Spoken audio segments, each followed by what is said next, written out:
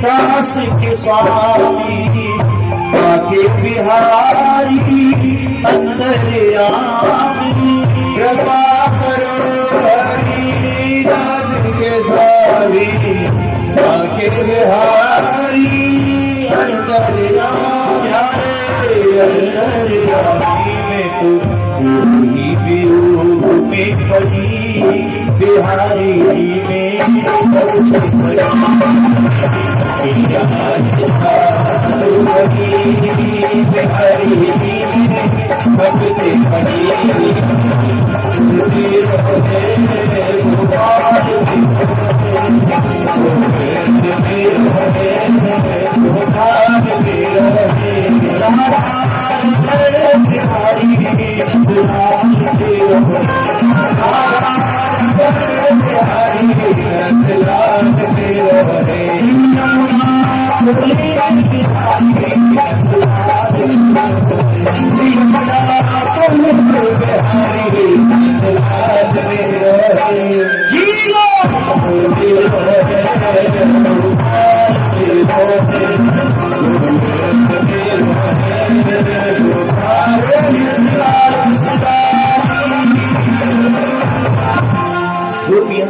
करती रही।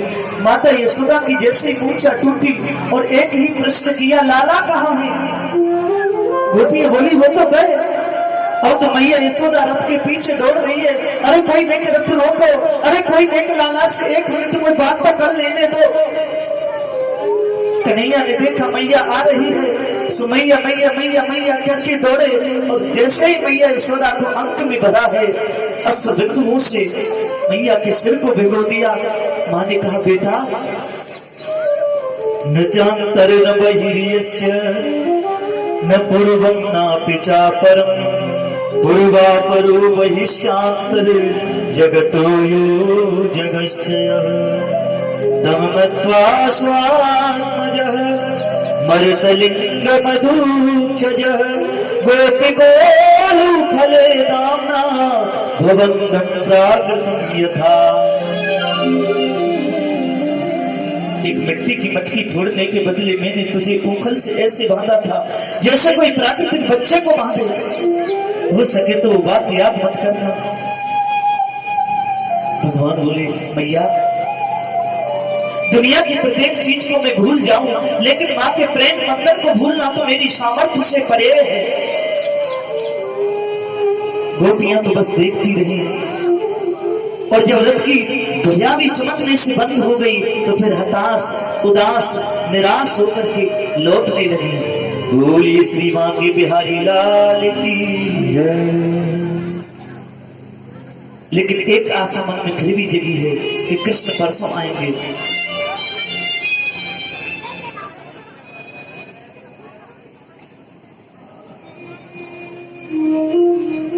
लेकिन अक्रूर जी के मन में जब ये देखा ब्रजवासियों के मैं कृष्ण को लेकर के जा रहा हूं तो बिल्कुल अच्छा नहीं लग रहा है। नगर से निकले होंगे कि अक्रूर जी ने कहा प्रभु मेरे को बिल्कुल अच्छा नहीं लग रहा, मैं तुम्हें लेकर के आया। कन्हैया बोले बड़ी जोर की भूख लगी है, कुछ खाने कितना ही मिलेगा? अक्रूर जी बोले हो गया कल्याण। अब युद्ध में तो पता नहीं कितने समय तक जल भी न मिले और इनको नगर से निकलते भूख भी लग आई। ऐसा है, इनको भैया कुछ फल वल खिला के आगे पहुंचा दूंगा और वापस कर आऊंगा और कह दूंगा जाकर के कंस से, भैया हमको मार डाल, हम नहीं ला सकते किसी के बच्चे इस तरह। थोड़ा संकोच ज्यादा हो गया। कन्हैया ने कहा बलराम जी से, भैया जी काका जी के मन में कुछ संदेह है गया। और बलराम बोले हम गए। और जैसे ही यमुना जी ने डुबकी लगाई, मथुरा में प्रवेश करने से पहले अक्रूर जी ने तो शेष नाग के फन पर मेरे गोविंद शयन कर रहे हैं। अक्रूर बोले बाप रे, इनको तो मैं रथ में छोड़ के आया था। अब रथ में देखे तो वहां भी मेरे गोविंद वही है।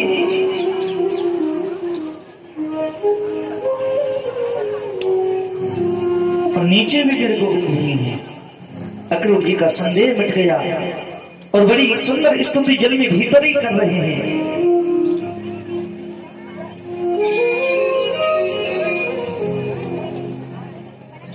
रात्रि को यमुना बाग में गोविंद ने विश्राम किया और सवेरे होते ही कहने लगे नंद बाबा से, बाबा अब हम मथुरा में भ्रमण करने जाना चाहें, थोड़ा ध्यान से सुनना। नंद बाबा बोले जा तो रहे हो बेटा, पर काऊ से सारे मत बोल दी हूं। हाँ, ब्रज में 2-3 गाली बड़े प्यार से देते हैं, सारे दारी के, एक तो और है सब नहीं बताऊंगा। बड़े भाव से बोलते हैं, बोलंत हेला वचनंत गारी। वो साले होता है, सारे नहीं होता। तो नंद बाबा बोले जा तो रहे हो, पर भैया गांव से सारे मत बोल दी हूं। बलराम जी बोले तुम चिंता मत करो, मैं हूं तो सही इसके साथ में।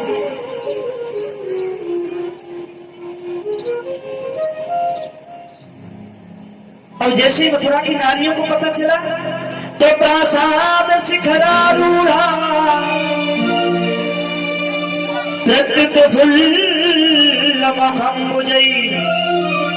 अव्यवर्षं सौमनस्य प्रमदाबल केशवम्। गोविंद के ऊपर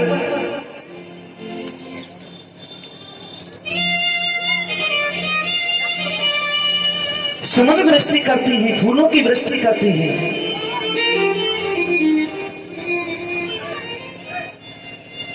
निवेदन मेरे पास ये आया है कि जो एकादशी वाली माता है वो एकादशी की कथा सुनने के लिए भले परेशान न हो, यहीं से हम ही सुना देंगे एकादशी की कथा। आपकी कथा यहीं पे हो जाएगी और एकादशी का पूरा फल यहीं पे मिल जाएगा आपको। बोलिए श्री बाल कृष्ण लाल की जय हो। गोविंद के साथ में जो सखा चल रहे हैं उनको बहुत शर्म लग रही है। गोविंद के ऊपर सुमन वृष्टि कर रही है माताएं, फूल वृष्टि कर रही हैं, लेकिन उनको शर्म लग रही है। कन्हैया बोले क्या हुआ? बोले भैया कन्हैया रहने दे, अब हमको काकत तो ही कि हमको मथुरा में हमारे ऊपर ऐसे फूल बरसेंगे। पहले होती पता तो नहीं बगलबंदी पहन के आ जाती। अब हम तो जिन वस्त्रन से भैया चरावे जाए करे बिन कोई पहन के आ गए। गोविंद बोले करता हूँ व्यवस्था। रजकं चिदायान्तं रंगकारं गदाग्रज दृष्टाया चकवासांसि भूतानि मुक्तिमानि च। रजक नाम के धोबी को आते हुए गोविंद ने देखा। बड़े सुंदर सुंदर वस्त्र उसने कंधे पर टांग रखे थे। और एक बात आपसे कहें, कंस महाराज के घर का धोबी है तो छोटे मोटे आदमी से तो बात कर नहीं सकता। हाँ, मंत्री जी से मिलना बहुत सहज है, लेकिन उनके पीए से मिलना कठिन है महाराज, क्योंकि उसमें वोल्टेज ज्यादा होते हैं। कन्हैया ने जाकर के बड़े भाव से कहा मामा जी राम राम। धोबी ने कहा ठीक है बोलो क्या है? बोले मामा जी हम कंस महाराज के खास भांजे हैं, ये हमारे साथ में कुछ सखा हैं, इनके पास में वस्त्र नहीं है। तुमने बड़े सुंदर सुंदर वस्त्र टांग रखे, इनमें से कछु हमको दे दे। मामा जी से मिलकर लौटेंगे तो तुम्हारे वापस कर देंगे। धोबी ने कहा पोखर का पानी पिया, जंगल में गाय चराने वाले गोप लोग हो तुम, और ख्वाब देखते हो महाराज के वस्त्रों का। चले जाओ मेरी आंखों के सामने से, वरना जो काम महाराज कंस करेंगे वो मुझे ही करना पड़ जाएगा। कन्हैया की उंगली पकड़ के 5 वर्ष का एक सखा चल रहा था और बोला लाला भैया जी बोले कैसे होगी सो देखी जाएगी, तू पूतना बारे हाथ में दिखा दे और पीछे कछु हो तो मैं हूं। गोविंद ने तो उसको अंक में ढूंढ दिया, ये भोलापन ही तो मुझे भाता है। ज्ञानी की जरूरत ना है भगवान ने, उसको तो केवल भाव की जरूरत है। ज्ञान तो बाई में डाल लेने, भाई भगवान से ज्यादा कोई ज्ञानी हो सकता है क्या?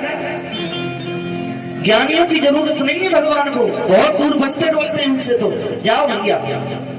भगवान को तो भाव की जरूरत है। गोविंद ने देखते ही देखते उसके मुखार में पर ऐसा तमाचा लगाया तो श्रीधर से अलग हो गया, और तो पूरी मथुरा में हल्ला है वो भैया पूतना मारवे वारो आए गयो, पूतना मारवे वारो आए गयो। अब सबने खोली पोटली। राजाओं के वस्त्र बड़े चिलकने होते हैं, लेकिन ये वस्त्र कोई नापे से तो बने नहीं थे। किसी की बाजू घुटनों तक लटक रही है, रास्ते में चलते तो बिना झाड़ू के सड़क सफा हो रही है। भैया कन्हैया रहने दे तो मवेलू से लगे। प्रभु एक दर्जी के यहाँ पहुंचे, ध्यान देना ये दर्जी भी कृष्ण का भक्त है। मार्ग में आकर तो कृष्ण का स्वागत कर नहीं सकता, क्योंकि कंस ने निर्देश दे दिया है कि मार्ग में जाकर कृष्ण का स्वागत कोई नहीं करेगा। इसलिए अपनी खिड़की से ही बोला आओ ना गोपाल, आओ ना नंदलाल, कितनी बड़ी कृपा करी और पधारो। और दर्जी ने उनके वस्त्रों को उनके अनुरूप कर दिया। कन्हैया बोले अब तो ठीक है, बोले वस्त्र तो ठीक है कि लाला भैया, पर एक माला और होनी चाहिए। तो ततः सुदाम्नो भवनम मालाकारस्य जगमतु। प्रभु सुदामा नाम के माली के घर पहुंचे। सुदामा नाम के माली ने गोविंद को माला अर्पण कराई, लेकिन ध्यान देना अपने सखाओं के साथ में कृष्ण जा रहे हैं। रास्ते में गोविंद ने एक बड़ी विकराल नारी को आते हुए देखा। कमर है 3 जगह से टेढ़ी, चेहरा काला है इसलिए चेहरे को ढक के रखती है। समाज के किसी भी वर्ग ने, समाज के किसी भी व्यक्ति ने उस नारी से यह भी नहीं पूछा कि तुम हो कौन। चेहरे को ढक के रखती है। ये भ्रांति बड़ी निर्मूल है। हम दिखते कुछ हैं लेकिन होते कुछ हैं। ये सामाजिक दृष्टि है। जैसे कृष्ण की बगल में होके वो निकलने लगी नारी, कन्हैया ने बड़े भाव से कहा का तुम वयोर्वै यदहान लेपनम कस्यांगनेवा कतहिष्य साधुहम् किदैयावयोऽयम्यपि लेपमुत्तमम् श्रेयस्ततस्तेन चिरास्वस्यति। हे देवी तुम कौन है? हे सुंदरी तुम कौन हो? जैसे उसने सुना मेरे को सुंदरी किसने कहा, उसका तो मन रूपी मयूर नाचने लगा, हृदय रूपी समुद्र में आनंद की हिलोरे मानो उठने लगी। मुझे सुंदरी किसने कहा? देवी आपसे पूछ रहे हैं, देवी आपसे ही पूछ रहे हैं हम। आप बताएंगे आप कौन हैं? और यदि आपको बहुत अच्छा लगे तो ये जो चंदन आपके हाथ में लगा है वो मुझे लगाओ ना। उसने कहा कि दास्यास्य हम सुंदर कंस संपदा त्रिवक्कनामाह्यमुलेख कर्मणि कि मद्भावितं बोधिपतेरति प्रियं विना युवाक्तो न तदर्मरिष्यति। मैं कंस की दासी हूं महाराज, मेरा जन्म कहाँ हुआ मालूम नहीं, लेकिन मैंने आंखें खोली तो कंस महाराज के महलों में अपने आप को पाया।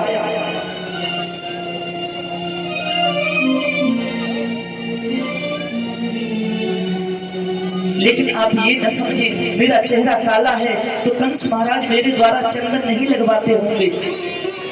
मद भावितम भोजपते रति प्रियम, मेरे द्वारा जो घिसा हुआ चंदन है वो रति प्रियम कंस महाराज को बड़ा प्रिय है। और आज मुझे लगता है कि सिवाय ये चंदन में आपके और किसको लगाऊं। अब कौन जाने पहले बलराम जी को चंदन लगाया, कृष्ण मित्रों को चंदन लगाया, गोविंद को चंदन लगाने लगी, प्रभु के नेत्र सजल हो गए।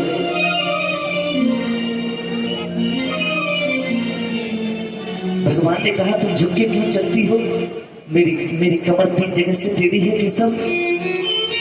भगवान बोले प्रयास तो करो सहायता के लिए, हम जो खड़े हैं। सुखदेव कहते हैं परीक्षित, प्रभु ने पैर के अंगूठे से अंगूठे को दबाया और थोड़ी के नीचे जैसे उंगली लगाई सोई वो तो सीधी हो गई। रूप सीधी हो गई, चमड़ी का कलर चेंज हो गया जी। ये सब कैसे हुआ? क्योंकि मूकम करोति वाचालम पंगुम लंघयते यत्कृपातम हम वंदे परमानंद माधवा। मेरा गोविंद कृपा कर दे न जी तो लंगड़ा व्यक्ति पर्वत को नाम जाएगा। यज्ञ का धनुष रखा था शिव धनुष, वहीं पर मेरे प्रभु पहुंच गए और जाकर के बलराम जी से बोले। चारों कोनों में 4 सैनिक खड़े थे, बीच में रखा है शिव धनुष। और जाकर के बलराम जी से बोले बलराम जी भैया जी मैं धनुष पर प्रतिज्ञा चढ़ाऊं। व्यंग में हंसने लगे सैनिक। सुना भाइयों, आपने ये छोटा सा लड़का ये धनुष पर प्रतिज्ञा चढ़ाएगा? अरे लाला ये धनुष तेरे से हिलना तो दूर, ये तुझसे चलेगा भी नहीं। कन्हैया बोले यानी कि आपने हमें समझ क्या रखा है? हम अभी बताते हैं। मालूम है क्या किया गोविंद ने? जैसे धनुष को उठाया और जैसे ही प्रतिज्ञा चढ़ाने लगे सोई धनुष के 2 टुकड़े हो गए।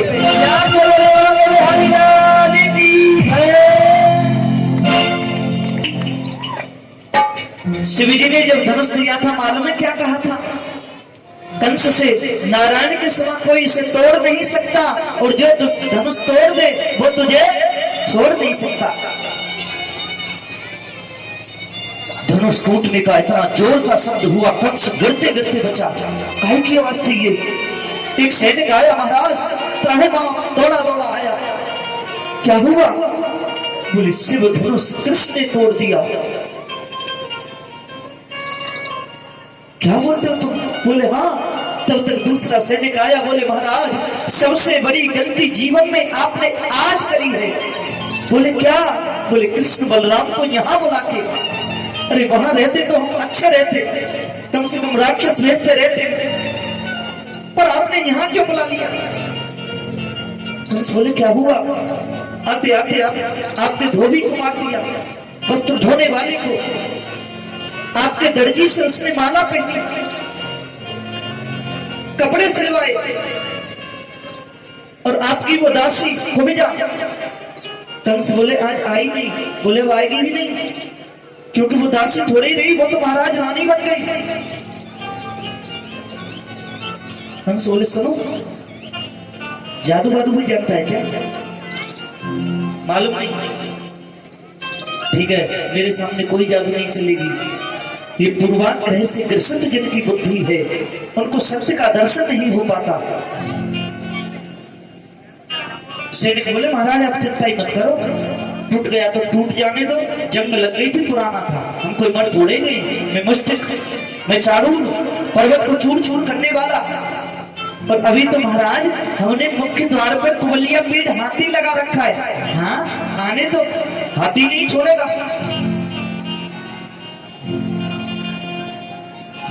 अब रंगभूमि बनी है बड़ी सुंदर। रात्रि को कंस जब सोया है तो सपने बड़े विचित्र देख रहा है। गधे पे सवारी निकल रही है, तेल में नहाते हुए सपना दिख रहा है।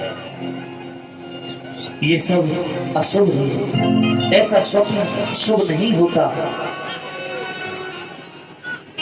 और उस रंगभूमि में मेरे गोविंद, आजकल जिसको क्रीड़ा क्षेत्र या स्टेडियम बोलते हैं, पहले उसका नाम होता था एक रंगभूमि, जहां छोटी मोटी क्रीड़ा भी होती थी।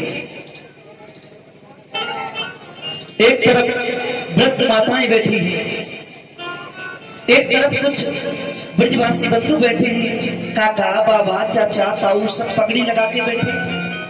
एक तरफ प्रकांड वेद के पंडित बैठे हैं रंगभूमि में, एक तरफ मल्ल पहलवान बैठे हैं। 50 फीट ऊपर महाराज कंस बैठे हैं। कृष्ण और बलराम उस रंगभूमि में प्रवेश कर रहे हैं। जिसकी जैसी भावना है, जिसकी जैसी कामना है, गोविंद उसी रूप में उसको दिखाई दे रहे हैं।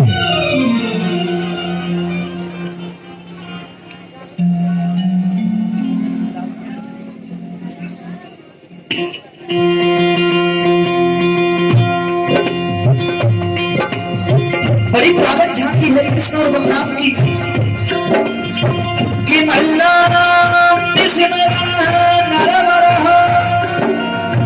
श्री राम स्मरे गोपानां शरणं शरणं क्षितिभुजां शास्ताः सुमित्रो शिशुः किं मृत्युर्भोजपतये विराट विदुषां तत्त्वं परं योगिनां रसीनां परदेव देवविदितो रत्नं गतः साग्रज जाकी रही भावना जैसी, जाकी रही भावना जैसी, जाकी रही भावना जैसी, जाकी रही भावना जैसी। प्रभु मूर्ति देखी दिन ऐसी, प्रभु मूर्ति देखी दिन ऐसी। उमादार जो सिद्ध की नाही, उमादार जो सिद्ध की नाही। सब ही चावत राम गुसाई, सब ही चावत राम गुसाई। भर कटहि वो सब ही नचावा, भर कटहि वो सब ही नचावा। माघ के